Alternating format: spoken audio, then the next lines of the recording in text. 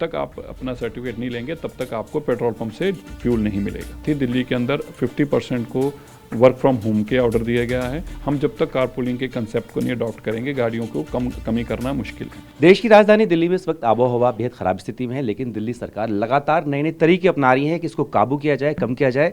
अब क्या कदम उठाए गए हैं, उसके लिए दिल्ली के प्रधानमंत्री मनजीत सिंह सिरसा जी हमारे साथ हैं। सर, कुछ कड़े कदमों का आपने ऐलान किया है, क्या है और ज़मीन पर कैसे उतारेंगे इनको? देखिए, कल से मैं दिल्ली के लोगों को फिर से आग्रह कर दूं कि आप अपने PUCC सर्टिफिकेट लें। पोल्यूशन कंट्रोल सर्टिफिकेट होना आपके पास ज़रूरी है। नहीं होगा तो जब तक आप अपना सर्टिफिकेट नहीं लेंगे तब तक आपको पेट्रोल पंप से फ्यूल नहीं मिलेगा। आपके ऊपर जो जुर्माना है वो तो होता ही है, लेकिन आपको इसलिए दिल्ली के लिए साफ हवा के लिए आपको अपनी गाड़ी को PUCC कंप्लाइंट करना होगा। दूसरा, दिल्ली से बाहर से जो ट्रक आते हैं जिनके अंदर बदरपुर रेता आता है उसको बैन किया गया कम्प्लीटली।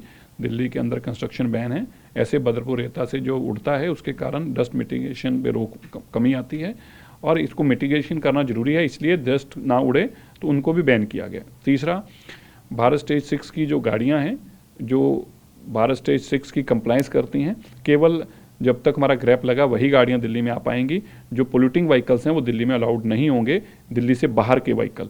सो मैं फिर से कह दूं, दिल्ली से बाहर से आने वाली गाड़ियां, पोल्यूटिंग गाड़ियों को दिल्ली में एंट्री नहीं मिलेगी। आपको minimum Bharat stage 6 compliant vehicle ही दिल्ली में लाने होंगे जब तक हमारा ग्रैप लगा हुआ है। कुछ ऐलान सरकार द्वारा आपके सहयोगी ने आज भी किए हैं, जैसे वर्क फ्रॉम होम है, मजदूरों को मुआवजा देना है, कारपूलिंग की बात की गई है, इसको लिए हम लोगों को यही कह रहे हैं कि ज़्यादा से ज़्यादा कारपूलिंग यूज़ करें। हम खुद कारपूलिंग यूज़ करते हैं।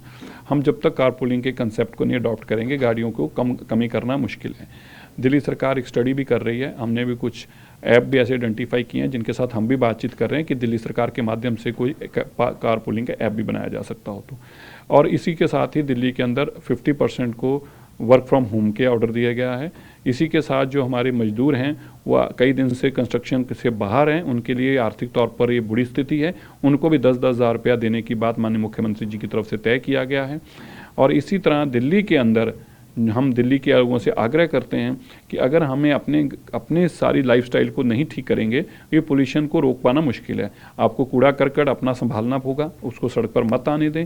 आप अपने गाड़ी के वो कंप्लाइंट जो हैं, जो पोल्यूशन के जरूरी पूरे करें ताकि हम इसके ऊपर रोक लगा सकें। सही क्लैरिटी कर दीजिए, आपने कहा कि BS6 स्टैंडर्ड से जो नीचे होंगे भारत स्टेज से, वो NCR के बाहर से या दिल्ली के बाहर से नहीं आ पाएंगे।